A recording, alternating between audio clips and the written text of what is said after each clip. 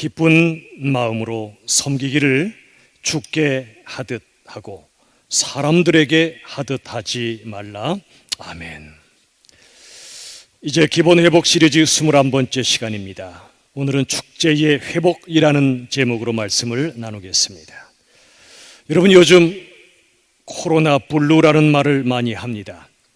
코로나 우울감, 또 심해지면 코로나 우울증이 되기도 한다는 것이지요. 우리가 코로나 때문에 잃어버린 것이 참 많지만 그 중에 하나가 축제의 삶이 아닌가 싶습니다. 오늘은 잃어버린 축제를 회복하기 위하여 세 가지로 함께 말씀을 나누겠습니다. 자, 첫 번째는 이것입니다. 우리 같이 한번 고백하겠습니다. 시작. 즐거움을 회복하라. 여러분, 사시는 게 즐거우신가요? 그렇다면 감사합니다. 그러나 많은 분들에게 진정한 즐거움이 사라진 것 같습니다. 그러나 여러분, 성경은 구원의 축제에 관한 책입니다. 구원의 축제에 관한 말씀입니다. 자, 누가복음 15장 22절 24절의 말씀을 보시면 탕자 이야기죠. 그때 이렇게 말씀합니다. 우리 같이 읽겠습니다. 시작. 아버지는 종들에게 이르되 제일 좋은 옷을 내어다가 입히고 손에 가락지를 끼우고 발에 신을 신기라. 그리고 살진 송아지를 끌어다가 잡으라. 우리가 먹고 즐기자. 이 내 아들은 죽었다가 다시 살아났으며 내가 잃었다가 다시 얻었노라 하니 그들이 즐거워하더라. 아멘. 이 말씀 보십시오. 지금 드디어 탕자가 돌아왔습니다. 아버지가 종들에게 말합니다. 제일 좋은 옷을 입히라. 가장 좋은 옷을 입히라. 그 아버지의 마음이 여러분 느껴지십니까? 손에 가락지를 끼우고 발에 신을 신기라. 그 다음 보십시오. 그리고 살진 송아지를 끌어다가 잡으라고 그럽니다. 살진 송아지, 그동안 배고픈 삶을 살아왔을 아들을 생각하며 살진 송아지를 잡으라고 말씀하시는 아버지의 마음을 여러분 느끼시지요. 그리고 말씀합니다. 우리가 먹고 즐기자라고 말씀하여 주십니다. 우리 함께 돌아온 아들을 인하여 기뻐하자고 말씀하여 주십니다. 이유가 있습니다. 24절에 보시면 이 내 아들은 여전히 내 아들입니다. 부모의 가슴에 못을 박았지만 돌아왔기 때문에 여전히 내 아들입니다. 돌아오기 전에도 내 아들입니다. 말씀하기를 내 아들은 죽었다가 다시 살아났다. 부활입니다. 내가 잃었다 다시 얻었다. 이게 하나님 아버지의 마음이죠. 그리고 말하기를 그들이 즐거워하더라 그랬습니다. 공동체가 함께 즐거워하는 것입니다. 공동체의 축제입니다. 여러분, 교회는 바로 이처럼 잃어버린 한 영혼이 주께로 돌아옴을 함께 기뻐하고 즐거워하는 영적인 축제입니다. 여러분, 우리 예수님 30세에 공생애를 시작하시면서 가장 먼저 가신 곳이 가나라고 하는 곳에 혼인잔치였습니다. 갑자기 포도주가 떨어졌습니다. 그때 예수님은 물로 포도주를 만드셔서 축제의 기쁨을 지속시켜 주셨습니다. 그리고 요한계시록 19장 9절을 보시면 이런 말씀이 있습니다. 우리 같이 읽겠습니다. 시작. 어린 양의 혼인잔치에 청함을 받은 자들은 복이 있도다. 이 말씀은 예수님이 재림하시고 온 세상이 하나님의 나라로 완성될 때 주신 말씀이지요. 이 말씀 보시면 어린 양이라 그럽니다. 십자가에 우리를 대신하여 죽으신 어린 양, 우리 예수님을 가리킵니다. 우리 예수님의 혼인잔치입니다. 예수님은 우리의 영원한 신랑이십니다. 우리는 영적인 신부입니다. 예수님과 우리가 온전히 하나 되고 완전한 영적인 부부를 이루는 바로 혼인잔치가 있을 것이라고 말씀하여 주십니다. 천국은 우리 예수님과 우리 사이에 영원한 혼인 축제입니다. 바로 천국의 축제입니다. 오늘 본문의 말씀을 보십시오. 에베소서 6장 7절 상반절만 보시면 우리 같이 읽겠습니다. 시작. 기쁜 마음으로 섬기기를 주께 하듯 하고. 기쁜 마음입니다. 어린 양의 혼인잔치에 우리가 함께 기쁜 마음으로 우리 주님과 함께 천국의 축제를 벌이는 바로 그 마음으로 섬기라고 말씀하여 주십니다. 그런데 요즘 우리 삶은 어떤가요? 우리 삶에 축제의 삶이 있습니까? 아니면 피곤에 찌들어 살고 있습니까? 이태리 철학자인 프랑코 베라르디가 이런 말을 했습니다. 한국에서 한국 사람들을 관찰한 결과 너무나 안타까운 모습들이 네 가지로 있더라는 것입니다. 전곡을 찌르는 분석입니다. 첫 번째가 끝없는 경쟁입니다. 어린 시절부터 이 땅에 사는 동안 한국 사람들은 끝없는 경쟁 속에 살더라는 것입니다.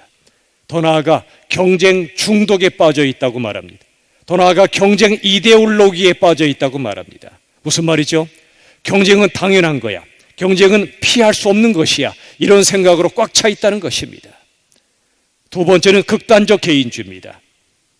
오직 나와 우리밖에 모릅니다. 내 가정과 내 교회와 내 회사, 우리나라, 이런 좁은 울타리를 벗어나지 못합니다. 세 번째가 생활의 초가속화입니다. 모든 게 빨리빨리입니다.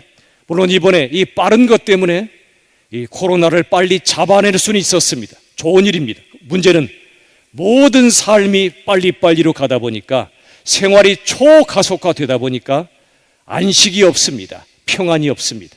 그런데 가장 안타까운 건 네 번째입니다. 일상의 사막화입니다. 우리의 모든 삶이 사막처럼 황폐해졌다는 겁니다. 돈을 벌어도 불안하고 가난해도 고통스럽고 잘 돼도 힘들고 못 돼도 힘듭니다. 일상의 삶이 사막처럼 되어버렸다. 이게 바로 한 학자가 바라본 한국인들의 모습이더라는 겁니다. 저와 여러분의 삶은 혹시 사막이 아닙니까? 증거가 있습니다. 자살률입니다. 청년 자살률이 정말 높습니다. 슬픈 건 청소년 자살도 1년에 무려 250명 정도가 이 땅을 떠납니다. 세계 1위입니다. 더 안타까운 것이 있습니다. 그건 뭐냐면 상시적인 자살 충동을 느끼는 청소년들이 전체 청소년의 무려 3분의 1이랍니다. 셋 중에 하나는 일시적인 것이 아닙니다. 상시적으로 매일 삶 속에서 죽고 싶다는 마음을 갖고 산다는 것입니다. 그 이유를 조사한 결과 40% 이상 1위를 차지한 이유가 학업 성적이었습니다. 단 한 번의 대학 시험, 그리고 어느 대학에 들어가는가가 평생 꼬리표처럼 따라다니고 그 사람의 마치 신분이라도 되는 것처럼 따라다닙니다. 그래서 대학 입시가 그들의 전부처럼 됐습니다. 그러다 보니 학업 성적이 떨어지고 그로 인해 사람들의 차가운 눈길을 볼 때 그들은 죽고 싶다는 생각을 자동적으로 한다는 것입니다. 두 번째, 자살 충동을 느끼는 이유는 가족 안의 갈등입니다. 부부 사이에, 부모 자식 사이에 너무나 많은 갈등이 있습니다. 마음의 교류가 없습니다. 그러다 보니 그들은 상시적인 자살 충동으로 삽니다. 이게 바로 일상이 사막화된 우리의 모습 아니겠습니까? 창세기 3장 17절은 이렇게 말씀합니다. 같이 읽어보겠습니다. 시작. 너는 내 평생에 수고하여야 그 소산을 먹으리라. 평생입니다. 태어나서 죽을 때까지 수고할 수밖에 없다는 겁니다. 그래야 그 소산을 먹을 것입니다. 먹고 살기 위하여 이 땅의 극소수를 제외하고는 평생에 수고해야만 먹고 살 수가 있습니다. 여러분, 본래 아담과 하와가 타락하기 전에도 이 땅에 노동은 있었습니다. 일은 있었습니다. 그러나 아담과 하와의 노동은 거룩한 노동이었습니다. 성역이었습니다. 성역. 죄를 지은 다음엔, 타락한 다음엔 그 성역이 고역으로 바뀌었습니다. 거룩한 일이 고통스러운 일로 바뀌었습니다. 요즘 사람들이 월요병 환자들이 많지요. 월요일날 출근하는 게 너무나 힘듭니다. 주말에도 안식이 없습니다. 그런데 이 고역을 다시 성역으로 바꿔주신 분이 계십니다. 고통스러운 일을 거룩한 일로 바꿔주시는 분이 계십니다. 바로 우리 주 예수 그리스도십니다. 요한복음 17장 4절 말씀 같이 보시겠습니다. 다 같이 시작. 아버지께서 내게 하라고 주신 일을 내가 이루어 아버지를 이 세상에서 영화롭게 하였사오니. 예수님께는 일이 있었습니다. 아버지 하나님이 맡기신 일이 있습니다. 그 일을 통해 아버지를 이 세상에서 영화롭게 하시는 것, 이게 예수님의 목적이었습니다. 여러분, 우리 예수님 어떤 일을 하러 이 땅에 오셨습니까? 한 가지입니다. 영혼 구원입니다. 사막처럼 사는 영혼들을, 죄와 절망과 죽음의 사슬에 매여 사는 영혼들을 구원하여 하나님의 자녀 삼으시는 것, 이게 예수님이 이 땅에 오신 유일한 목적입니다. 하나님께서 주신 그 일을 예수님은 즐거워하셨습니다. 그리고 무엇보다 하나님 아버지를 즐거워하셨습니다. 그때 하나님은 영광 받으셨습니다. 자, 존 파이퍼의 말을 같이 한번 읽어보겠습니다. 다 같이 시작. 우리가 하나님을 즐거워할 때 하나님께서 영광 받으신다. 하나님이 언제 영광 받으신다고요? 우리가 대단한 일을 할 때가 아닙니다. 우리가 높은 지위에 올라갈 때도 아닙니다. 우리가 뭔가를 성공할 때도 아닙니다.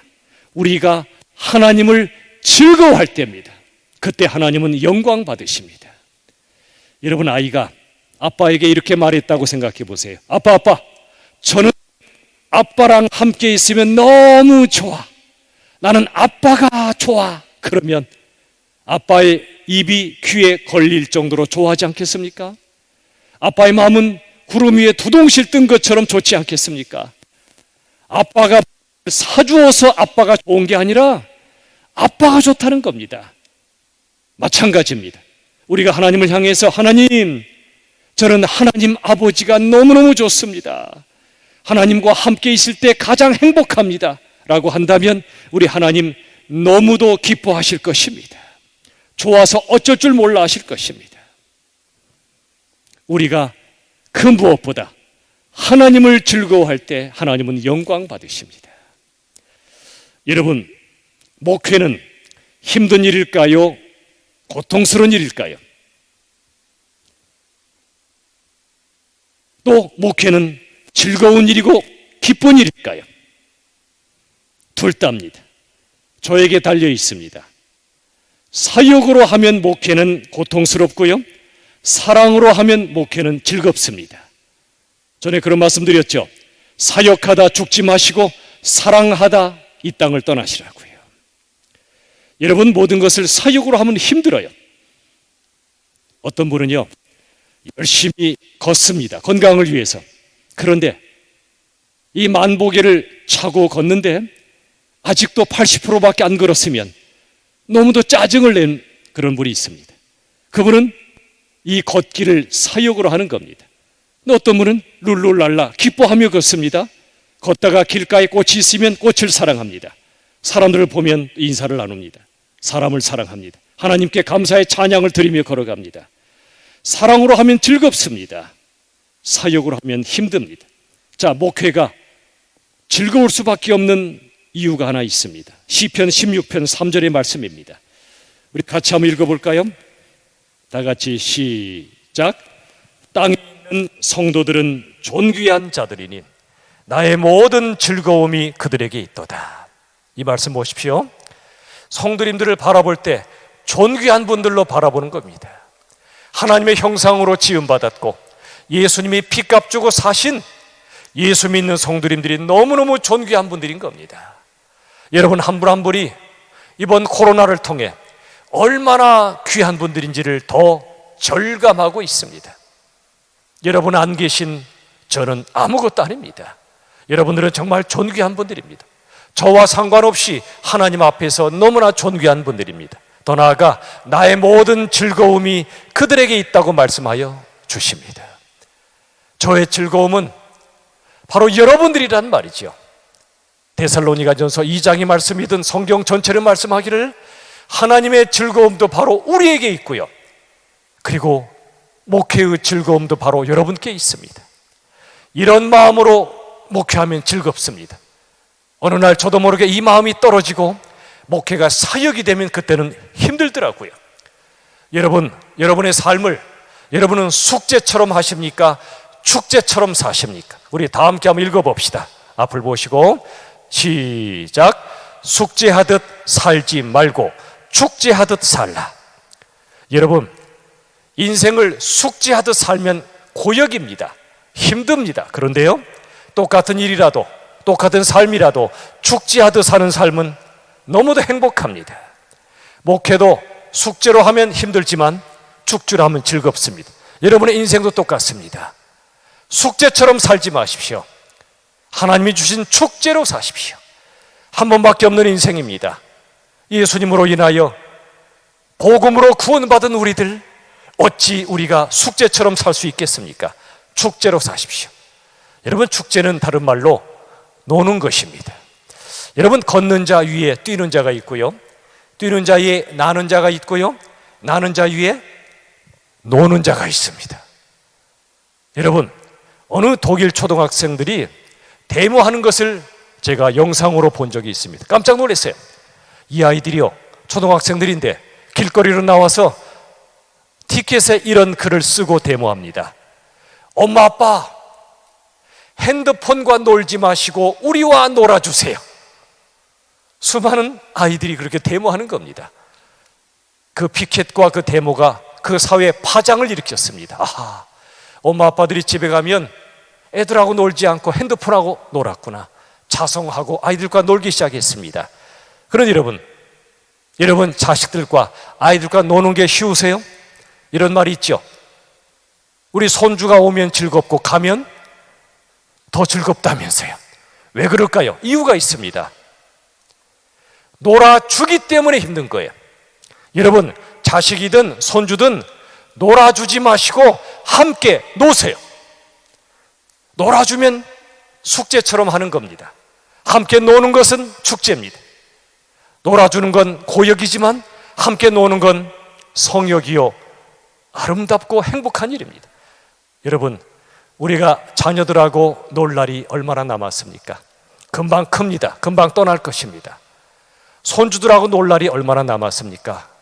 우리 주님 그 나라에 갈 날이 멀지 않잖아요. 우리 삶의 모든 것을 하나님이 허락하실 때 숙제로 하지 마십시오. 축제로 하십시오. 놀아주지 마시고 함께 노십시오. 그런데 놀이에는 두 종류가 있습니다. 타락한 놀이와 거룩한 놀이가 있습니다. 출애굽기 32장엔 타락한 놀이가 등장합니다. 모세가 기다리도 오지 않으니까 제사장 아론과 이스라엘 백성들이 우상을 만들고 춤을 췄다고 성경은 기록합니다. 이것은 타락한 놀이입니다. 요즘도 아주 젊은 세대가, 심지어 청소년들까지 성착취물 영상 거래 사건으로 끔찍한 일을 벌이고 있지 않습니까? 왜 그런 일이 벌어지죠? 그들에게 진정한 축제가 없기 때문입니다. 그들의 진정한 기쁨의 놀이가 없기 때문입니다.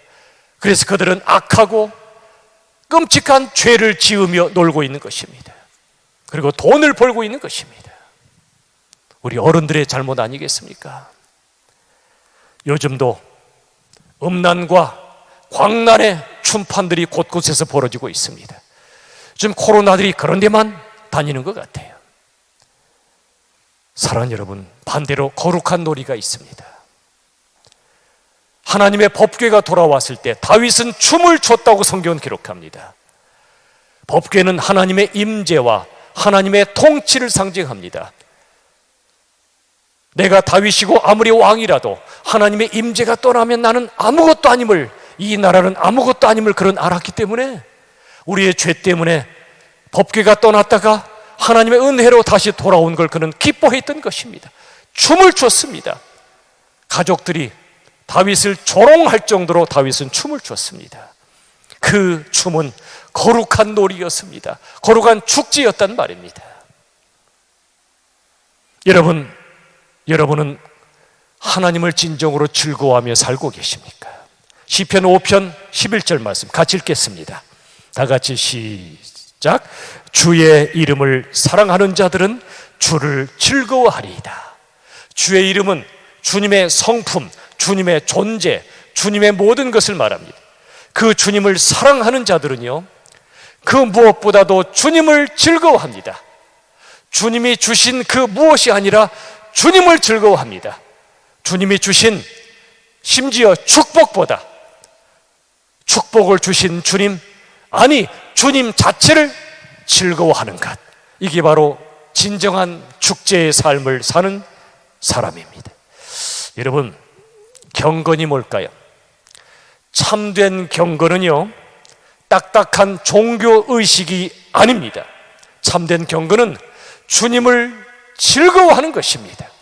자, 함께 읽겠습니다. 앞을 보시고 시작. 경건은 경직이 아니라 경외이다.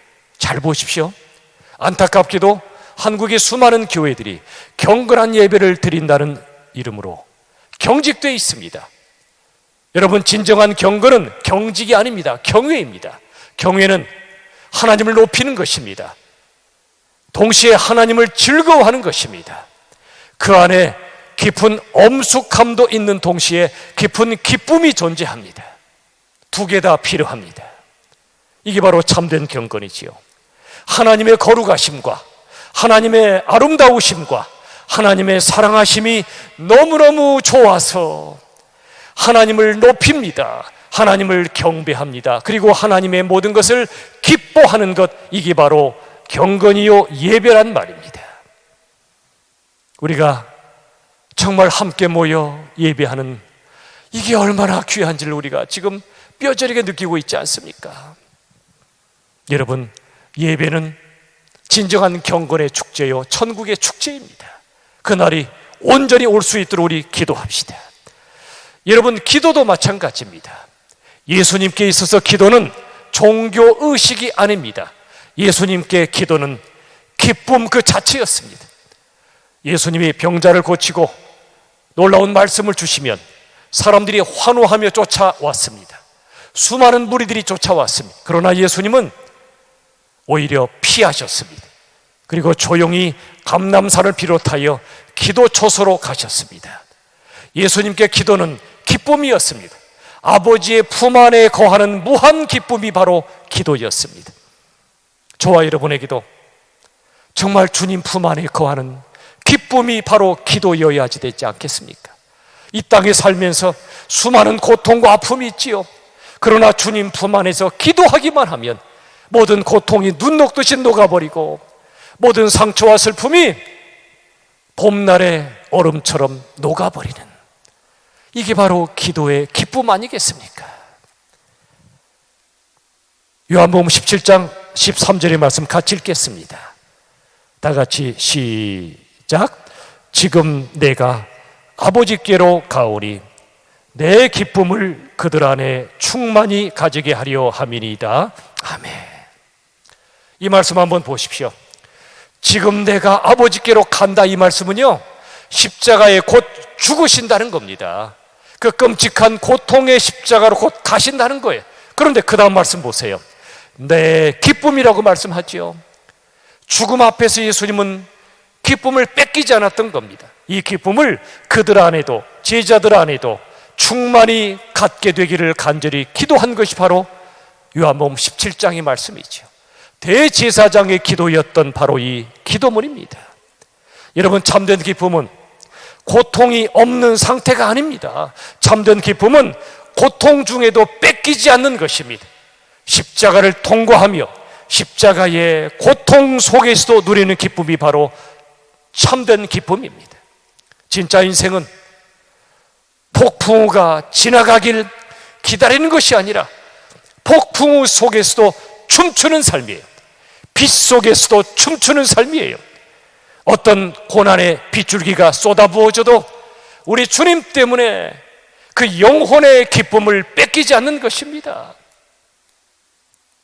사랑하는 여러분, 하나님이 기뻐하시는 것이 바로 이런 삶이에요. 자, 빌립보서 4장 4절, 사도 바울이 감옥에서 보낸 편지입니다. 다 함께 시작. 주 안에서 항상 기뻐하라. 내가 다시 말하노니 기뻐하라. 여러분, 감옥 속에 무슨 기쁨이 있겠습니까? 그런데 놀랍게도 바울은 감옥 안에 임재하신 하나님을 그는 알았습니다. 체험했습니다. 그래서 그는 기뻐합니다. 주 안에서 항상 기뻐하라. 햇빛 비추어질 때나 비가 쏟아부어질 때나 항상 기뻐하라. 주 안에서 항상 기뻐하라. 이게 바로 성도들에게 주시는 기적적인 기쁨입니다. 자, 시편 16편 11절 다 같이 읽겠습니다. 시작. 주께서 생명의 길을 내게 보이시리니 주의 앞에는 충만한 기쁨이 있고 주의 오른쪽에는 영원한 즐거움이 있나이다. 이 말씀 보십시오. 주께서 사망을 깨뜨리신 생명의 길을 우리에게 보이십니다. 영생의 길입니다. 그리고 주님 앞에는 충만한 기쁨이 있습니다. 이 땅에서 누리는 조각난 기쁨이 아니에요. 보름달처럼 충만한 기쁨입니다. 그리고 주의 오른쪽엔 영원한 즐거움이 있습니다. 있다가 사라지는 그런 즐거움이 아니고요, 영원한 즐거움이라고 말씀하여 주십니다. 우리 주님이 우리에게 주시는 즐거움은 바로 충만한 즐거움이요 영원한 즐거움입니다. 축제를 잃어버린 지금, 즐거움을 잃어버린 지금, 다시 우리 주님 앞에서 거룩한 놀이로, 거룩한 즐거움으로 기뻐하시기를 우리 주님의 이름으로 축원합니다. 두 번째, 우리 이 시간 같이 고백합시다. 다 같이 시작. 열정을 회복하라. 여러분, 진정한 열정을 갖고 살고 계신가요? 자, 오늘 본문 에베소서 6장 7절을 다시 보십시다. 같이 읽겠습니다. 시작. 기쁜 마음으로 섬기기를 죽게 하듯 하고 사람들에게 하듯 하지 말라. 여기 기쁜 마음으로, 이 말씀 보시면 기쁜 마음으로라 이 말은 본래 온 마음을 다해 그런 뜻이 포함되어 있습니다. 또 죽게 하듯 하고, 이 말씀의 뜻은 진심으로, 전심으로, 열심으로 하란 뜻입니다. 뜨거운 마음으로 하란 뜻입니다. 요즘 트로트 열풍이 대단하다고 합니다. 아무개 영웅 뭐 이런 분도 있고 아무개 탁 뭐 그런 분도 있으시다고 들었어요. 제가 깜짝 놀란 것은요, 그들 중에 어떤 분은요 무려 1000곡을 자유자재로 부른답니다. 제 가슴이 뜨끔했습니다. 우린 1000곡보다 훨씬 못 미치는 이 찬송가에 몇 곡이나 자유자재로 부릅니까? 그죠? 여러분, 이 세상도요 열정을 가진 사람들이 이끌어갑니다. 어느 분야든 똑같습니다. 열정 없이 세상을 이끌지 못합니다. 다만 무엇을 위한 열정인가, 어떤 가치를 추구하는 열정인가가 중요합니다. 자, 요한복음 6장 27절 말씀 같이 읽겠습니다. 시작. 썩을 양식을 위하여 일하지 말고 영생하도록 있는 양식을 위하여 하라. 이 말씀 보세요. 썩을 양식이란 말은 뭐냐면 세상 가치를 말합니다. 육신의 정욕, 안목의 정욕, 이생의 자랑과 같은 세상 가치입니다. 영생의 양식은 영원한 가치입니다. 하나님의 말씀, 십자가의 복음, 예수님의 사랑처럼 영원히 없어지지 않는 가치, 이것을 위하여 열정을 회복하라고 말씀하여 주십니다. 여러분, 열심에는 세 종류가 있습니다. 세상적인 열심이 있고요, 종교적인 열심이 있고요, 신앙적 열심이 있습니다. 자, 먼저 세상적 열심은 이거죠. 열심은 있는데 세상적인 가치를 위해 일합니다. 오직 돈, 오직 권력, 오직 명예, 이것만을 위하여 일생을 불사르는 것, 또는 아무리 좋은 일이라고 해도 세상적인 방법으로 하는 이것도 세상적 열심이 있죠. 아무리 취지가 좋아도, 목적이 좋아도 예수님의 방식으로 하지 않는다면 안 됩니다. 대표적인 사람들이 열심당이었습니다. 예수님 당시에 가룟 유다가 포함된 것으로 보이는 게 열심당이었습니다. 그들은 로마의 폭력을 우리의 폭력으로 이기려고 했습니다. 칼을 들어서 해방을 쟁취하려고 했습니다. 그런데 유다는 예수님을 향해 기대했지요.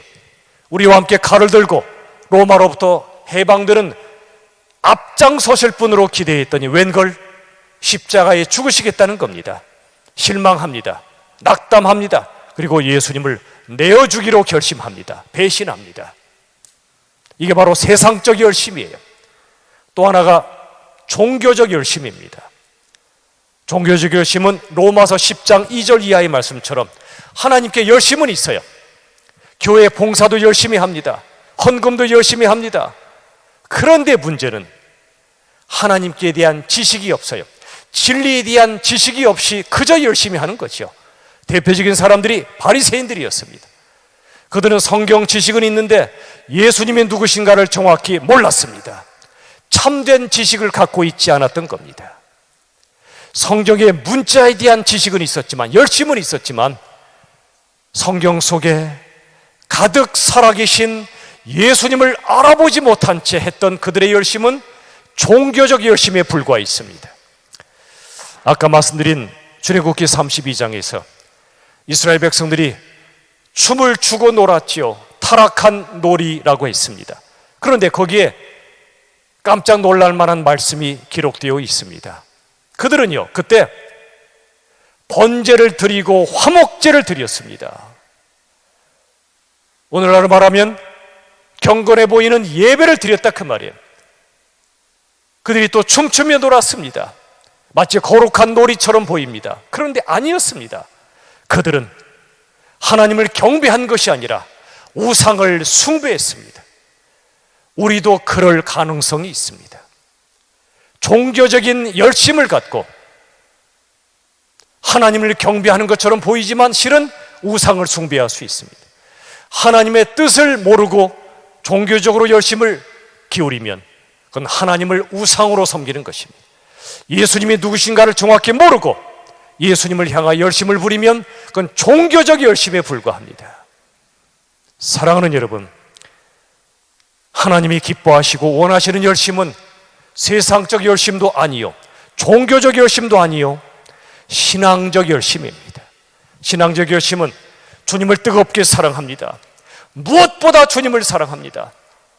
주님과 함께 있고 싶어서 이 땅에서 살고 죽어도 영원히 주님과 함께 있고 싶어서 찬양하며 주님께로 갑니다.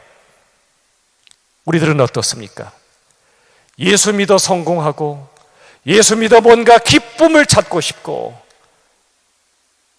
그런데 그건 종교적 열심일 수 있습니다. 그건 세상적 열심일 수 있습니다. 그런데 진정한 신앙적 열심은 사나 죽으나 나는 주님의 것입니다. 살든지 죽든지 내 삶에서, 내 몸에서 예수님이 존귀히 되시기만 한다면 살든지 죽든지 상관없습니다. 영원히 주님과 함께 살고 싶습니다. 이게 바로 신앙적 열심이에요. 최근에 이집트의 한 지역의 교회 이야기를 제가 보고 깜짝 놀랐습니다. 그 지역은 모카탐이라고 하는 지역입니다. 이집트의 대다수가 이슬람 무슬림들입니다.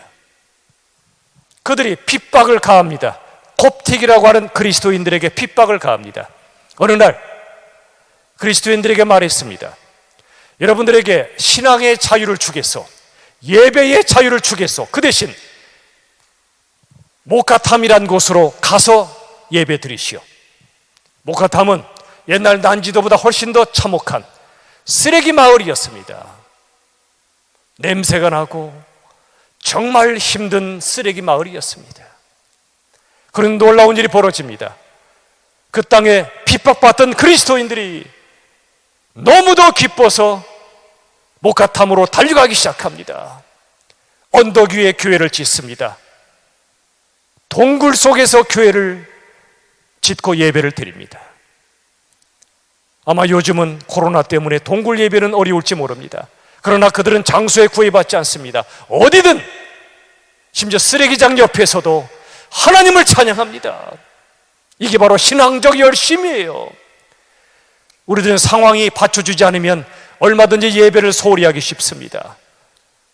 내 삶에 실패나 고통이 찾아오면 하나님께 예배 드리지 않는 경우도 있습니다. 그런 하나님 안 믿겠다고 하는 사람도 있습니다. 그런데 이집트의 콥틱 그리스도인들, 모카탐의 그리스도인들은요, 그 모진 핍박과 삶의 고통 중에도, 그 힘겨운 환경 속에서도 하나님께 예배할 수 있다는 한 가지 사실만으로도 그들은 기뻐했고 뜨거운 열심으로 하나님을 예배했다는 사실을 우리가 깊이 생각해 봐야 되지 않겠습니까? 이 코로나 바이러스는 우리의 예배를 가로막지 못합니다. 잠시 예배당에서 예배드리지 못하는 아픔은 크지만 하나님 앞에 우리의 신앙의 본질을, 믿음의 현 주소를 다시 발견케 하시는 하나님의 뜻이 그 속에 담겨 있지 않을까요? 내가 진정으로 주님을 사랑하는가? 내가 진정으로 교회를 사랑하는가? 내가 진정으로 예배를 사모하는가를 어쩌면 코로나 바이러스를 통해 우리를 하나님께서 지금 판가름하고 계시지는 않을까요? 목가탐의 그리스도인들, 목숨 걸고 예수를 믿는 저 북한 땅의 그리스도인들, 그들에 비해서 우리의 신앙적 열심은 어떻습니까? 어떻습니까? 여러분, 불가피하게 가정에서 예배 드리실 때 좋습니다. 뜨겁게 예배 드리십시오. 그러나 거기에 안주하지 마십시오.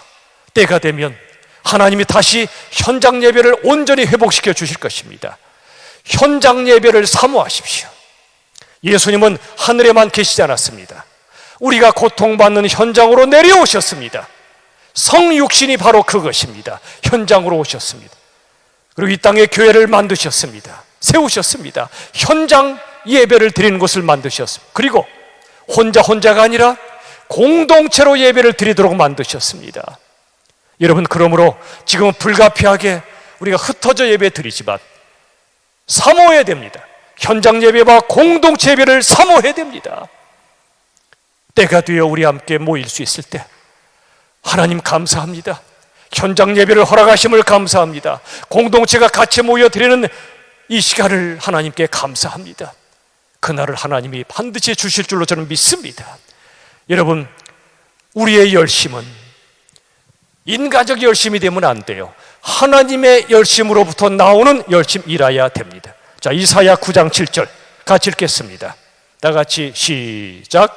그 나라를 굳게 세우고 여호와의 열심히 일을 이루시리라. 보십시오, 그 나라, 이 말씀 보시면 하나님의 나라입니다. 사랑과 공의가 왕노릇하는 나라, 이 나라를 굳게 세우십니다. 그 다음 보십시오. 여호와의 열심히 일을 이루시리라. 목사의 열심으로 이루어지는 게 아니에요. 하나님의 열심으로 이루어 주셨습니다. 에베소서 1장과 성경을 보면 하나님께서는 당신의 자녀들을 선택하시되 창세 전에 선택하셨습니다. 놀라운 열심이죠. 대단한 열심이죠. 또 우리가 하나님을 떠나 죄를 짓고 죄와 절망과 죽음의 사슬에 매여 살 때 이 땅에 예수님이 오셨습니다. 우리 대신 십자가에 죽으시기까지 하셨습니다. 우리의 상상을 초월하는 하나님의 열심이란 말입니다. 우리를 이토록 열정적으로 사랑하시고 죽도록 사랑하신 주님을 믿는다면 우리도 주님을 향하여 뜨거운 열정으로 나아갈 수 있기를 주님의 이름으로 축원합니다. 마지막 세 번째가 있습니다. 같이 읽어보죠. 시작. 움직임을 회복하라. 오늘 에베소서 6장 7절 상반절 보시면 기쁜 마음으로 섬기기를 그랬습니다. 여러분, 여기 섬긴다는 것은 그저 머릿속의 생각이 아닙니다. 섬김은 실제적인 움직임입니다. 움직임. 내 손이 나가고 발이 나가는 것입니다. 요한복음 5장 17절에 보십시오. 예수님의 말씀이죠. 내 아버지께서 이제까지 일하시니 나도 일한다. 구원의 역사를 위하여 하나님이 지금까지 움직이고 계시니 나 예수도 움직인다고 말씀하고 계신 것입니다. 예수님은 골고다 언덕을 향해 움직이셨습니다. 무덤을 열고 부활하셨습니다. 그리고 승천하여 하나님께로 가셨습니다. 그런데 예수님은 하늘나라 가셔서 아랫목에서 주무시지 않습니다. 서 계십니다. 사도행전 7장을 보면 스데반이 순교할 때, 돌에 맞아 죽어갈 때 영적인 눈이 열려 하늘의 보좌를 봅니다. 하나님과 그 옆에 계신 예수님이 서 계신 것을 봅니다. 예수님은 서 계십니다. 일하고 계시다는 겁니다. 우리를 바라보십니다. 이 땅에 고난받는 사람들을 바라보고 계십니다. 코로나 때문에 고통스러워하는 사람들을 바라보고 계십니다. 기도하고 계십니다. 로마서 8장의 말씀처럼 예수님은 지금도 하나님 우편에서 우리 위하여 중보의 기도를 드리고 계시다는 것입니다. 이게 예수님의 놀라운 열심이요, 예수님의 일하고 계심이요, 예수님의 움직임이란 말입니다. 그렇다면 우리는 어떻게 살아야 될까요? 로마서 12장 11절 말씀 같이 읽겠습니다. 시작. 부지런하여 게으르지 말고 열심을 품고 주를 섬기라. 여기 주를 섬기란 말은 주님께 예배하란 말씀과 그리고 봉사란 말씀이 동시에 담겨져 있습니다. 어떻게 주를 섬깁니까? 부지런하라, 게으르지 말라, 열심을 품고 예배 드리라고 말씀하여 주십니다. 또 한 가지, 고린도후서 11장 2절 같이 읽습니다. 시작. 내가 하나님의 열심으로 너희를 위하여 열심을 내노니 내가 너희를 정결한 처녀로 한 남편인 그리스도께 드리려고 충매함이로다. 하나님의 열심으로 나도 열심을 내는데 그 내용이 뭡니까? 한 영혼 한 영혼을 정결한 신부로, 처녀로 남편인 예수님께 드리려고 충매한다. 이건 한마디로 선교의 열정입니다. 전도의 열정입니다. 여러분, 우리가 가져야 할 두 열정은 두 가지, 예배의 열정, 선교의 열정입니다. 교회의 두 기둥입니다. 코로나 때문에 예배 열정이 사그라들고 전도와 선교 열정이 사그라든다면 안 될 일입니다. 예수님의 사랑이, 예수님의 열심이 얼마나 뜨겁고 놀라운지를 알게 되면 우리들은 예배할 수밖에 없고 한 영혼을 주님께 인도할 수밖에 없다는 사실입니다. 그동안 여러분 코로나 때문에 많이 움츠러드셨습니까? 물론 절제하셔야 됩니다. 거리두기도 하셔야 됩니다. 그러나 영적인 움직임은 회복하십시오. 이제 여러분에게 세 가지 운동을 제안하겠습니다. 이미 알고 계신 것입니다. 첫 번째는 1년 성경 일독을 멈추지 마십시오. 이것은 영적인 운동이죠. 영적 움직임입니다. 하루에 10분 이상 기도하심과 동시에 성경을 계속 읽어가십시오. 하나님과의 밀접 접촉을 하십시오.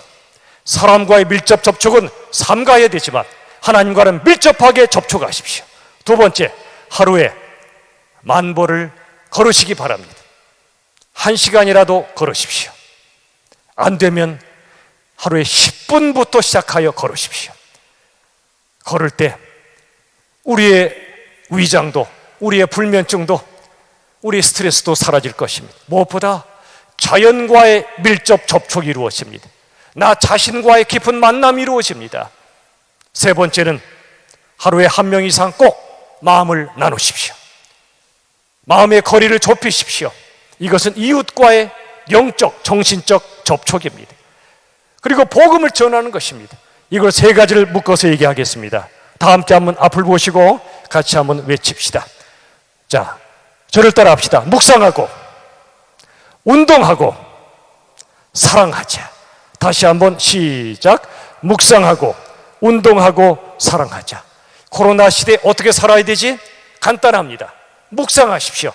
하나님의 말씀을 묵상하며 기도하십시오. 두 번째, 우리에게 주신 소중한 이 몸을 위하여 건강하게 운동하십시오. 걸으십시오. 세 번째, 사랑하십시오. 고난받는 자를 위로하시고 사랑하십시오. 더 열심히 사랑하십시오. 무엇보다 최고의 사랑은 예수님의 사랑과 복음을 전해주는 것입니다. 말씀을 맺습니다. 존 파이퍼는 이렇게 말합니다. 같이 읽겠습니다. 시작.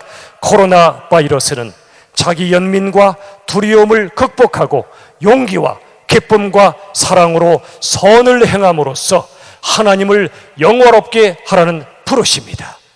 놀랍지 않습니까? 코로나가 하나님의 부르심이래요. 세상에 코로나 자체는 악한 것입니다. 고통입니다. 그러나 코로나의 상황 속에서 하나님의 부르심을 들으라는 것입니다. 어떤 부르심이요? 자기 연민이라 두려움을 극복하시고 용기와 기쁨과 사랑으로 선을 행하여 결국 하나님을 영원롭게 하라. 바로 하나님의 부르심을 귀를 열어 들으시길 바랍니다. 부디 우리 모두 즐거움과 열정과 그리고 마지막으로 움직임을 회복하는 진정한 축제의 삶이 되시기를 우리 주 예수 그리스도의 이름으로 축원합니다. 다 같이 기도하겠습니다. 우리 기도 제목을 세 가지로 띄워드립니다.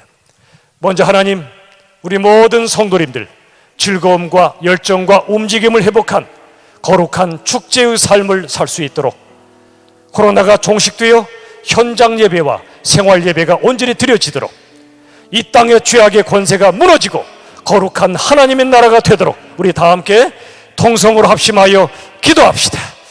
살아계신 아버지 하나님 감사합니다. 아버지 하나님 즐거움과 열정과 움직임을 회복하게 하여 주시고 진정한 축제의 삶을 살게 해주옵소서. 아버지여, 인정하는 현장 예배를 되게 하시고 생활 예배가 온전히 회복되게 하여 주시옵소서. 이 땅의 수많은 이단들 죄악의 권세가 무너지게 도와주시고 그리고 하나님의 나라가 이루어지도록 도와주시옵소서. 인도하여 주옵소서.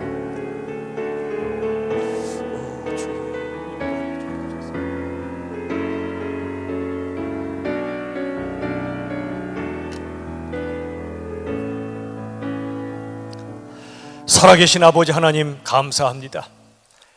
너무도 움츠러들어버린 이 땅의 백성들을 하나님이 불쌍히 여기시고 이제 다시 주님 때문에 즐거워하며 우리 주님을 위하여 열정을 회복하며 우리 주님과 함께 움직임을 회복함으로 우리의 삶이 숙제가 아니라 축제가 되게 하여 주시옵소서. 코로나가 속히 종식되어 현장 예배, 공 예배가 온전히 회복되게 도와주시고 이 땅의 죄악을 하나님이 다 드러내고 계신데 이 땅이 정말 주님 앞에 나와 회개하고 거룩한 하나님의 나라가 이루어질 수 있도록 주님 인도하여 주시옵소서. 예수님의 이름으로 간절히 기도하옵나이다. 아멘.